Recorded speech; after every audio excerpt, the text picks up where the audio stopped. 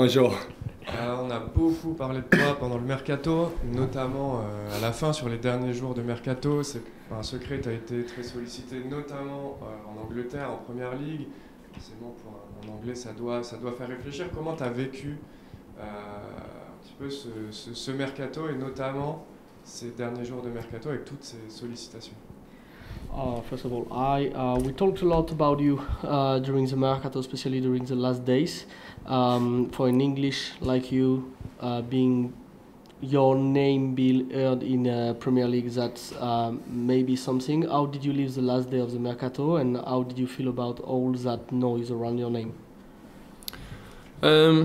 Yeah, I think that's what comes with it, with being a footballer. You know, the transfer window, it can be a busy time, but yeah, I heard of the interest, obviously from around Europe. Tried not to get too distracted by it and just focus on what I was doing at Toulouse and train hard and give everything. And yeah, I ended up being here. I'm so grateful to be here. The club gave me a chance to showcase my ability last year. So while I'm playing for Toulouse, I'll give absolutely everything. Oui, effectivement, quand on est footballeur, avoir des rumeurs sur son nom, avoir son nom circuler sur des changements de club durant la période des transferts, ça fait partie du jeu, donc il le sait, il y est préparé. Donc oui, bien évidemment qu'il a entendu parler des intérêts qui pouvaient avoir lieu effectivement en Angleterre, mais un peu partout aussi en Europe. Lui, son objectif, c'était de ne pas être distrait par ce bruit-là. Il adore être ici, il adore être à Toulouse, il est conscient de l'opportunité qu'il a eue, que Toulouse lui a donné de pouvoir montrer son talent. Donc c'est pas une déception pour lui de rester ici, il est prêt à tout donner pour Toulouse parce que du coup il aime beaucoup être ici, il est très reconnaissant. Est-ce que au-delà des rumeurs et de voir ton nom circuler, il y a eu un moment, une possibilité pour toi, un monde où tu t'es dit peut-être que je vais quitter le club, et si oui, qu'est-ce qui t'a aussi convaincu de rester à Toulouse? Tu dis que tu te sens très bien. Est-ce que aussi sur le projet sportif, voilà, tu y vois des... Je sais pas, voilà, qu'est-ce qui t'a convaincu de rester ici? We were talking about rumors. Did some rumors started to be offers at the time? You were talking about how you like being in Toulouse. What convinced you to stay when you had like formal offers to leave? And yeah, why did you stay in Toulouse? I don't want to go into too much details about the ins and outs of what actually happened, but yeah, I don't need convincing to stay in Toulouse. You know, I had such a good year here last year. There's such good people around the club. The people around the city I adore. So yeah, I definitely didn't need convincing. I just once found out that I was definitely staying, I'm fully ready to commit to this season and give everything we can. Il n'a pas forcément envie de rentrer trop dans les détails des offres ou de ce qui aurait pu avoir lieu. Il est concentré sur ce qui a eu lieu et sur ce qui est. Mais en tout cas, ce qui est sûr, c'est qu'il n'a pas eu besoin d'être convaincu de rester parce que le projet, il était déjà convaincu avant. Il n'avait pas besoin d'être convaincu particulièrement par rapport aux personnes qu'il a pu rencontrer ici à Toulouse, que ce soit au club ou en dehors. Donc là, maintenant, son énergie, elle est sur performer avec Toulouse et continuer à montrer ce qu'il sait faire. Bonjour, c'est ta deuxième saison du coup, dans une défense qui a très peu bougé par rapport à l'an dernier. Est-ce que toi, tu as le sentiment d'avoir franchi un cap ou d'être un joueur différent? Il y a eu aussi les sélections cet été, avec l'Euro aussi Espoir que vous avez remporté avec l'Angleterre. Voilà, est-ce que tu as des objectifs personnels qui ont évolué sur cette saison aussi? That's your second year with the second season, but almost the same defense in the team. Do you have the feeling like you had a step on? Did you progress last season? What you did in Ligue 1 and finishing with the title with England team? And second question is more about what's your personal goals for the season? Good question. Yeah, definitely. I think I've improved since I first joined here. You know, the staff at the club have helped me massively. So credit to them. Credit to my teammates for helping me improve as well, and also credit to myself for working hard every day. But yeah, I think last season I ended up building towards the end of the season, which was great, and then we ended up going to win the Euros, which it's one of the best experiences of my life. But then I think that's just the bar set as standard for me from now on, and I want to look higher and keep pushing and keep developing and not settle for anything less than improvement. Challenges for expectations for this year. Challenges for this year. What you said. I don't want to look too far ahead of seeing how high we can finish or whatever. But since I come back this season, I know we've got a strong squad. Made some good signings. We'll be fully ready for this season and what it has to bring, because we know it has lots of ups and downs. But I've got a strong belief that this team can do something good this year, something positive, which is good. C'est une bonne question. Oui, il considère qu'il a progressé depuis son arrivée ici, et il a voulu commencer par remercier le club et le staff qui lui a permis de franchir ses paliers, puis il a pensé pour ses coéquipiers et enfin à lui-même, parce qu'il sait qu'il se donne tous les jours à fond pour aussi avoir cette progression, mais c'est dans cet ordre-là qu'il a tenu à remercier d'abord le staff, les joueurs, d'abord le staff et le club, ses coéquipiers et puis lui-même. Oui, effectivement, toute la saison dernière, c'est un progrès qu'il a pu construire un petit peu brique par brique pour arriver à ce titre avec les U21. Et pour lui, en fait, il aimerait que ce soit ses standards. Il n'a pas envie de revenir un petit peu en arrière, il a envie de construire dessus, de continuer à progresser et surtout de rien prendre pour acquis. Mais pour lui, l'objectif, c'est d'avoir des standards de plus en plus haut pour justement aller de plus en plus haut aussi. Pour les attentes pour cette année, il n'a pas envie de parler de position au classement. Ce qu'il sait, c'est que depuis qu'il a rejoint le groupe, il s'est rendu compte que notre effectif était fort, qu'on pouvait faire quelque chose cette année, qu'il y avait eu des bonnes recrues et que donc du coup, sans se fixer d'objectif, un petit peu comme l'année dernière, c'est d'aller le plus haut possible et d'essayer d'être le plus performant collectivement. Le début de saison te donne raison sur les résultats. Il y a 2 premières victoires, puis après ce match contre Paris, mais vous n'avez pas démérité non plus. Est-ce que tu as eu l'impression que par rapport à la préparation, qui était un peu plus compliquée, il y a eu une forme de déclic qui s'est opéré pour avoir ces 2 premières victoires?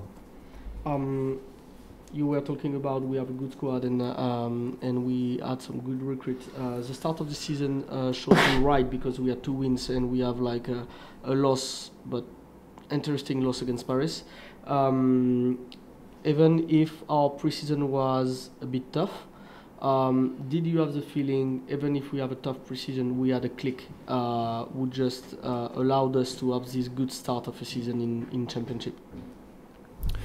Yeah, I think I've been around long enough in football to understand that pre-season isn't going to always be so positive. You know, there's the transfer window going on, there's ins and outs coming, the squad needs to click.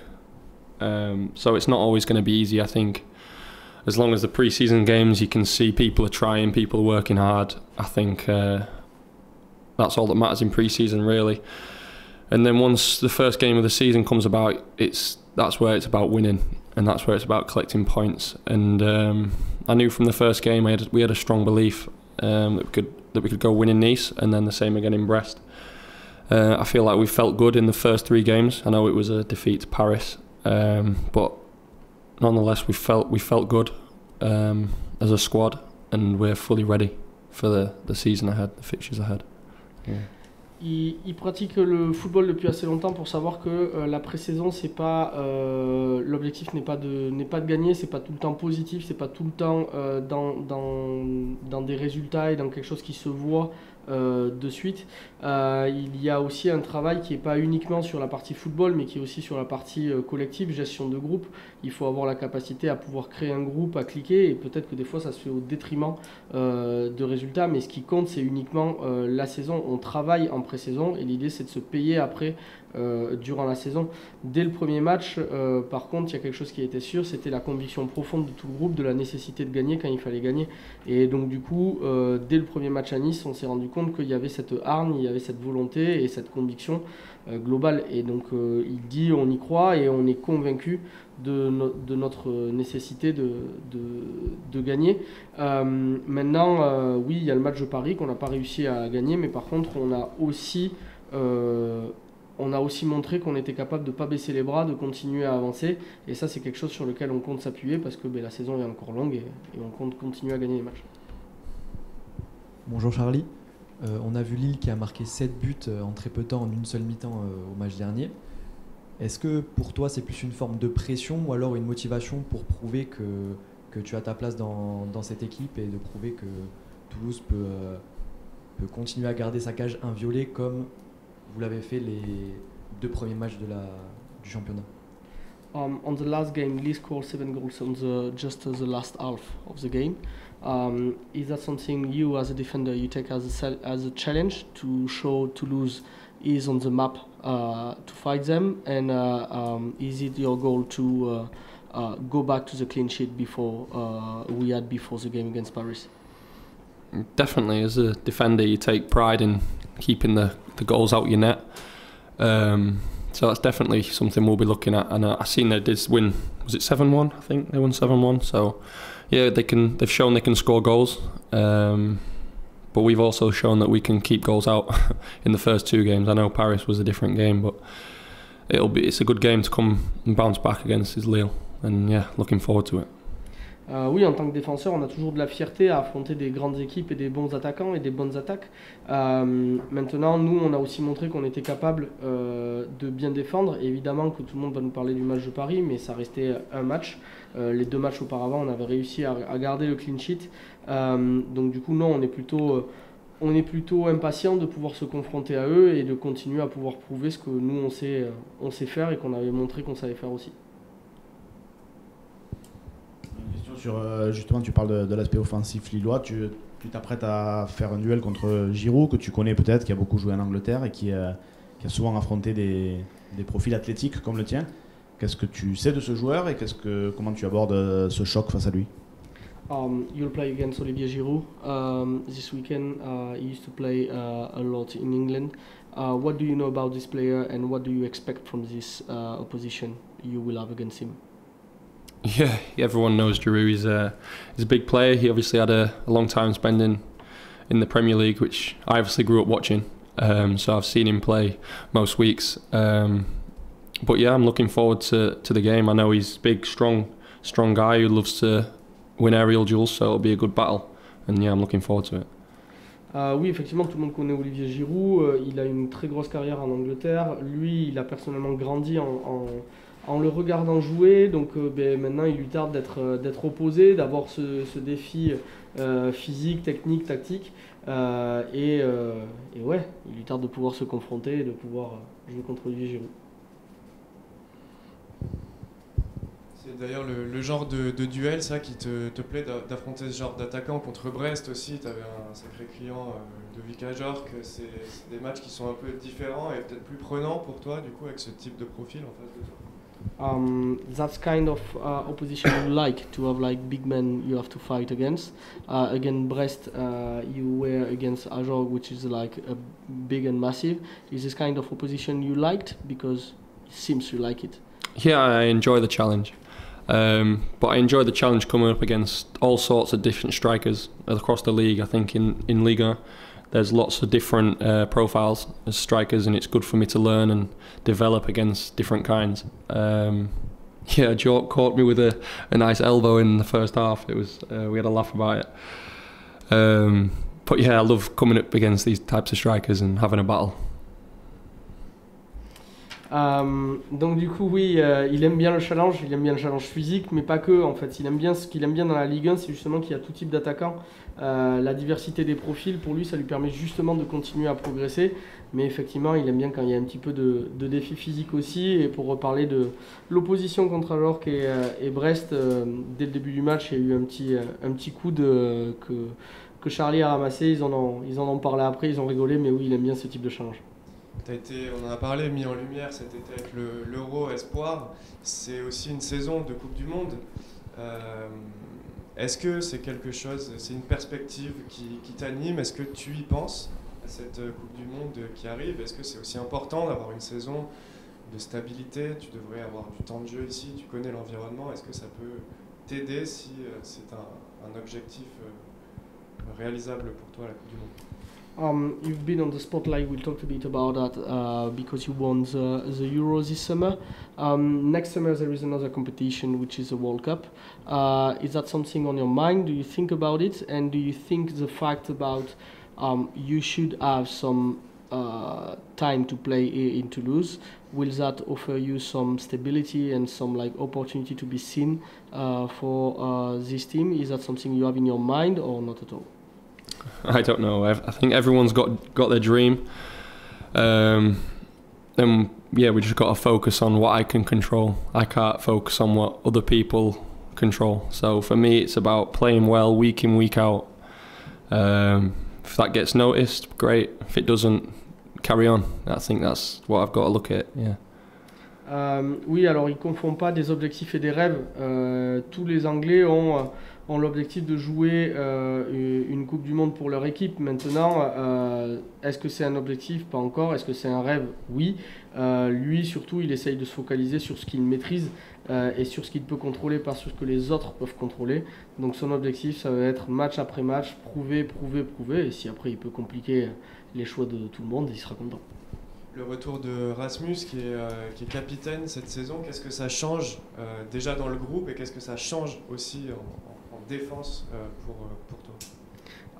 Rasmus is back on the team and is back as a captain. What does that change for the team and what does that change for you regarding just the defense?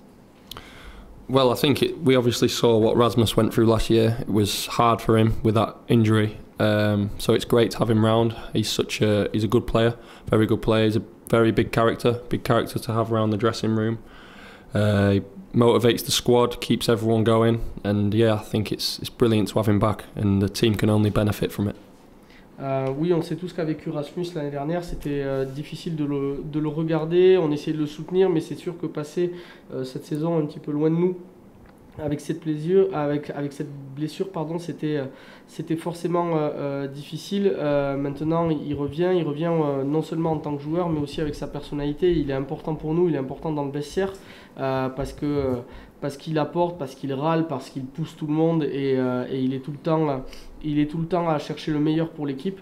Donc du coup, c'est cool de l'avoir autour de nous parce que ça va continuer à nous challenger, à continuer à nous faire progresser. Merci à toutes, merci à tous. Merci Charlie. Merci beaucoup. Gauthier également.